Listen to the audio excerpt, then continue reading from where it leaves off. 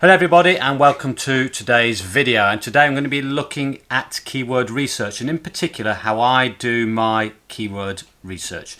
Now my name is Marles and I do videos on how to make it, keep it and grow it, and that's your money I'm talking about, and also in these strange times how to survive and prosper. So if you like videos like that, then remember to hit the subscribe button and also smash that bell to receive notifications when I produce more videos like this. And also if you do like it, give it a thumbs up, it's very much appreciated. So today I'm going to show you how I do my keyword research, and I'm going to keep this as simple as possible because the main bulk of my keyword research is relatively simple. Now what are keywords? Well, they're the words that people type into the search bar on Amazon.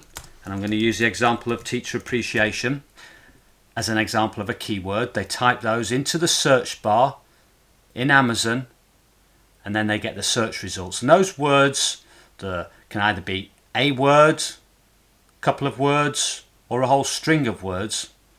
They're known as keywords.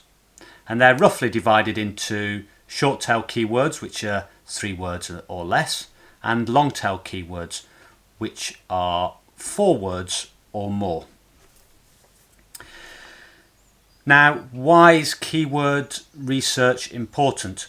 Well, it's because keywords are vital in making sales. They're the thing that links your customer to your product or your notebook or journal or whatever it is you're creating. They're the lifeblood of sales, if you like. You could imagine you could write the best book in the world or create the best notebook or journal or planner or whatever, the best in the world. But if you've not got the right keywords in the title, the subtitle and in your 7 keyword boxes, then nobody's going to find that book and you're never going to make a sale. It's possible to produce a pretty average book, write an average book or produce an average notebook, but make lots of sales because you've got your keywords right, and that means the book is getting in front of the customer. So if you get your keywords right, the customer will see your books and there's a good chance that you'll make sales. So I devote probably most of my time to doing keyword research than I do actually creating the books, and it's something I enjoy, so that's not a problem for me. And I've also got into a system which I'm going to show you. Now, keyword research is a little bit like gold mining. Now imagine an area of land and you've got these parcels of land, and on each parcel there's gold nuggets. Now you're going to find some parcels of land which have got loads of gold nuggets on, but are almost impossible to get to. So you're never going to collect that gold. You're going to have some parcels of land, nice and flat, got roads leading to it, easy to get to, but there's no gold nuggets on there. So you can get there, people can find your book with your keyword, but you can't collect any nuggets. So it's getting somewhere in between. You want the parcel of land that's relatively easy to get to and has still got some gold nuggets on there that you can collect and make money from. So it's the same with keywords. So there's going to be keywords that are very popular, there's a lot of competition, so there's potentially a lot of money, but they're too difficult to rank for on Amazon, so nobody ever sees your book, so it's difficult to make sales. And then you're going to get those keywords, usually the longer tail keywords are the less popular, still being searched for, but when people do search for those keywords, your book appears and you're more likely to make a sale. And then the other end of the spectrum, there's going to be those keywords that there's no competition at all, or relatively small amount of competition, but they're not being searched for that often, and so you're unlikely to make sales. Now I said earlier I'm going to keep this as simple as possible. There are advanced tools that you can use, but all the advanced tools you use just get sort of the extra icing on the cake. And I think they're only useful if you're a more of an advanced level, or you're just trying to eke out those extra few sales by getting those keywords that nobody else is looking for. My technique, the basics of my keyword research, mainly just revolves around using the Amazon search bar. Now, yes, I do use some more advanced tools like the Helium 10 suite and Publisher Rocket, but I don't use them as often as I could. And my best-selling books, this was including books that I've written before, best-selling books, are just from doing basic research in the Amazon search bar. Okay, so let's get to it. Now, first of all, what you're going to need to do is get a spreadsheet together. Now, this could be on Excel, or as I do, I just use Google Sheets. And I write out a few columns, one for the keyword, one for the search results, one for the average bestsellers rank, and I'll tell you how we're going to calculate that shortly, and one for search volume. Now, you're going to also need to download 2 Chrome plugins. It's not vital, but they are very useful in getting extra keywords from the Amazon search bar. One is Keywords Everywhere. Now, this is a paid for plugin and it costs $10 for 100,000 credits. I've had mine going, I think, since about last September, and I've only used 61,000 credits. And I think that's a real worthwhile investment. And if you're taking this book business seriously, I can't recommend this enough.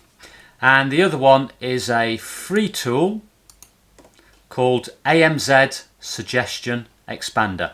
You can go and search for those on Google. Just put in Amz Suggestion Expander Chrome plugin, and the same for Keywords Everywhere. Keywords Everywhere Chrome plugin, and download those onto your computer, into your browser, and I'll tell you what they do in one moment. So we've got our spreadsheet, okay, and then we're going to go to Amazon. Now, as I've done before, I've used Teacher Appreciation as an example. This is just an example. Again, don't go writing comments saying, oh, we should all create Teacher Appreciation notebooks. This is just an example. It's a nice, easy example that I like to use. So, providing you've done your niche research, you've come up with a good niche, okay? And in this case, as an example, we're going to use Teacher Appreciation as a niche that we're going to be digging down into. So you've done your niche research and you've decided that this particular niche is potentially profitable. So in this case, we've got Teacher Appreciation. So we'd go over to Amazon and we're putting in Teacher Appreciation. And you'll see here, we get a whole list of keywords. Now, these are important for 2 reasons. One, they're the keywords that people are writing into the search bar, because these are the popular keywords that Amazon knows people are tending to search for. So we know straight away that these are keywords that people are going to be searching for. So they're vital, they're very important. And also, when someone goes into Amazon and puts in a keyword into the search bar, Amazon gives them some suggestions. So these are words that people are also most likely going to click on. So we look at Teacher Appreciation, and we want to look at keywords that are relevant to what we're selling. For example, Teacher Appreciation gift card, waste of time if you're selling notebooks, planners, journals, etc. Same for Teacher Appreciation notes, Teacher Appreciation stickers, waste of time, ignore them. However, Teacher Appreciation gifts, now that could be something that pertains to our notebooks. So Teacher Appreciation gifts, and it's got a search volume of 22,200. Bear in mind, this is not the search number on Amazon, this is search number on Google, but it does give us an idea and may be useful in our research process. So I'd go along to our spreadsheet and put in Teacher Appreciation gifts as our first keyword. and we're going to put in the search volume. Now it was about 22,000, so I'll put that in there. Now next thing, I'm going to put into the search bar Teacher Appreciation Gifts. Press enter. Now there's two important things we want to look at. One is the search results. Here it's 50,000. Go to our spreadsheet, put in the search results, 50,000. And then we're going to look at what comes up in the search results, and we're going to be looking in particular for products that we sell. So we're looking for things like journals, notebooks, and seeing if there are any for sale on the first page. Now as you can see, it's mainly dominated by these gifts, key rings and such, but there are a couple of notebooks, and we can see here, if we hover over, it says these are independently published. So these are the ones that are published on KDP. So these are the ones we're interested in. Now, if there are notebooks on the first page, and I'm only going to be looking on the first page, take the average of the top 3 bestsellers ranks. So here we've got 97,472. I'll make a note of that. And I'm going to search down. Got another one here that hasn't got any. That must be just newly listed. And we've got one here, 479. So you want the top 3 on the first page. This one's not got a rank. This one's got a rank, 945.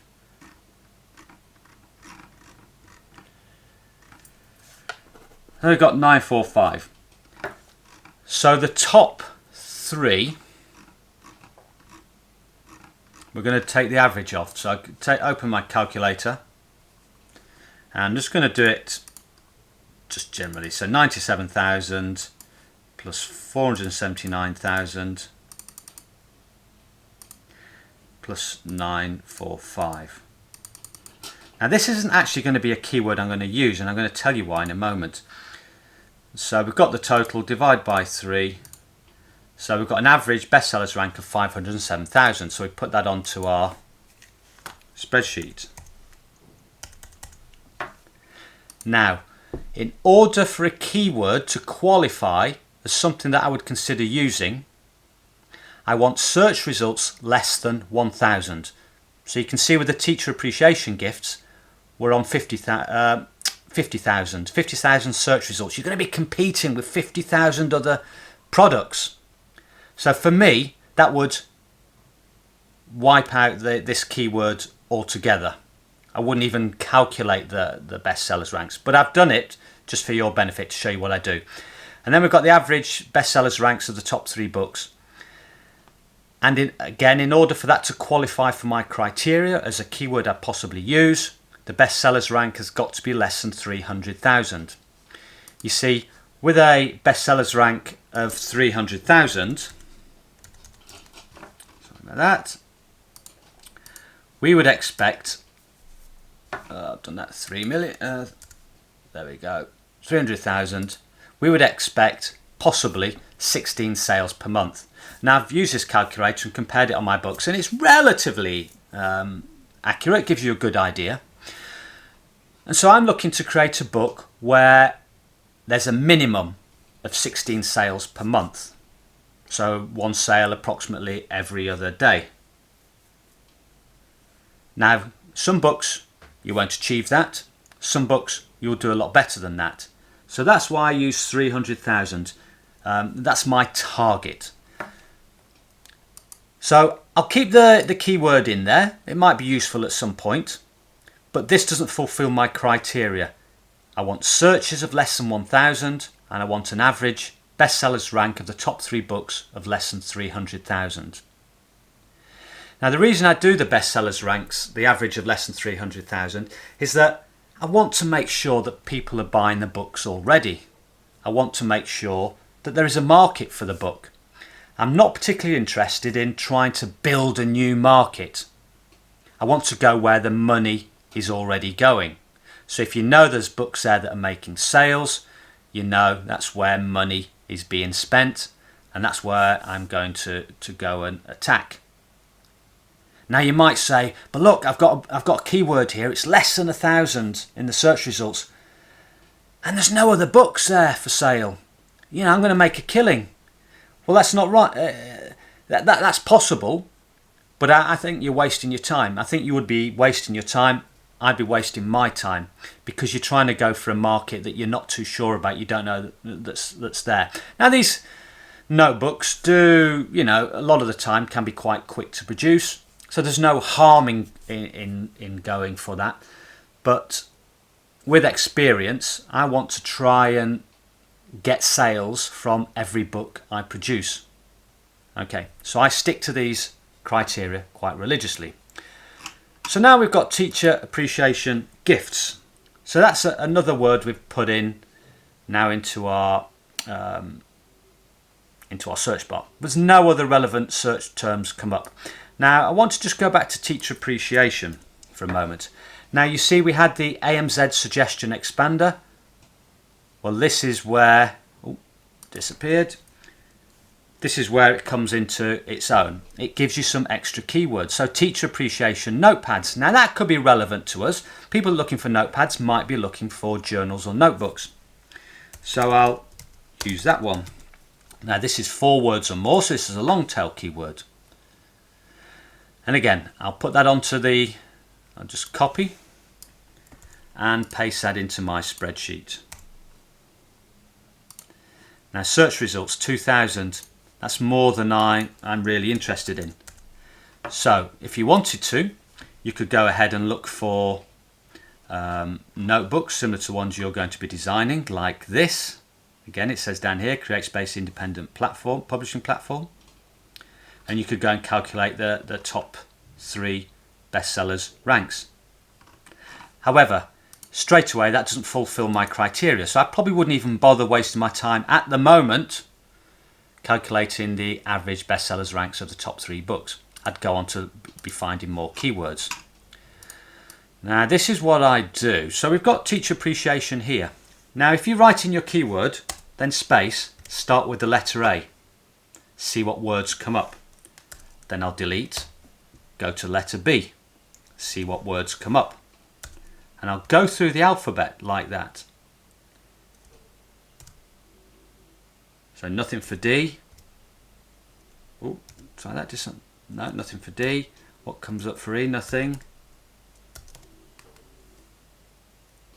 And I'll work my way through the alphabet, and eventually you'll come up with a letter. There we go. Nothing much coming up. Okay, we've got notes and notepads. We've done that.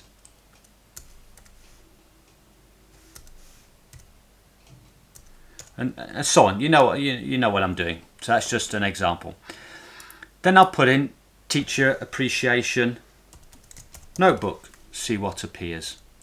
And that doesn't even appear as a suggestion in the Amazon search bar. So that wouldn't be a keyword I would be particularly targeting. Same for teacher appreciation journal. Okay, so now the next thing I would do is I've got a list of words that I will add to teacher appreciation. So some of these are adjectives. So first one would be funny. So I'd put in funny teacher appreciation. Now that might be, let's just delete that and start again.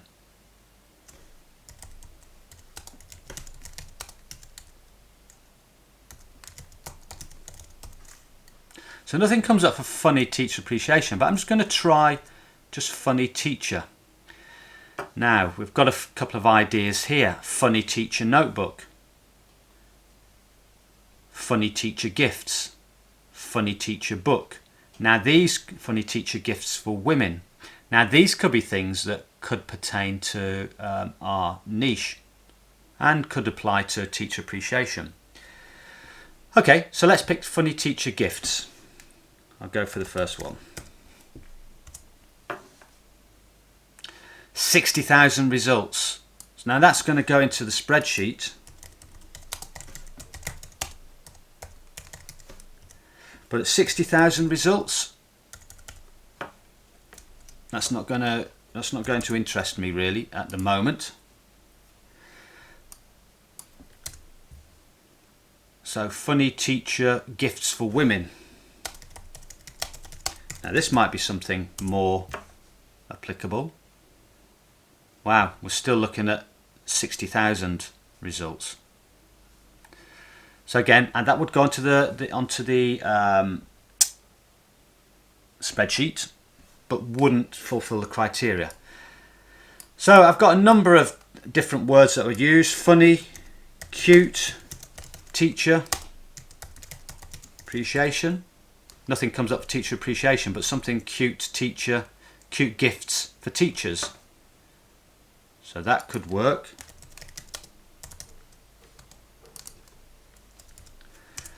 So let's see how many search results. 80,000 results. There are some notebooks there.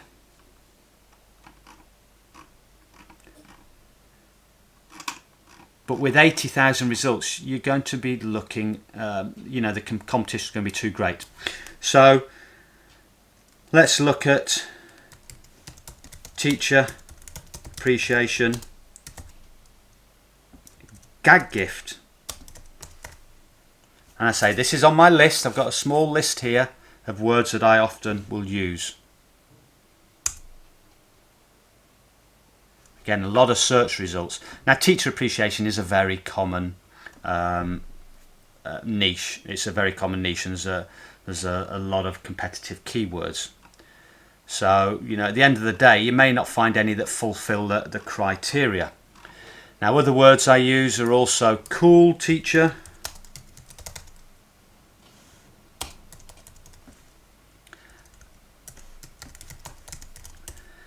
you know, and it takes time to do this. You can see I've got to work through these words, and I would combine them with teacher and teacher appreciation.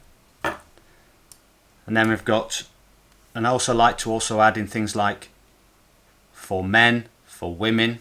So teacher appreciation, gift for women.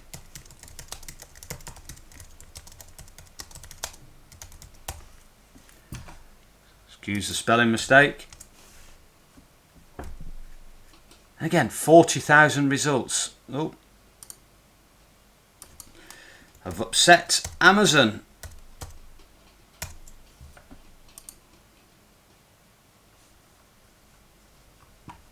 Probably because I'm upsetting them by putting in too many keywords.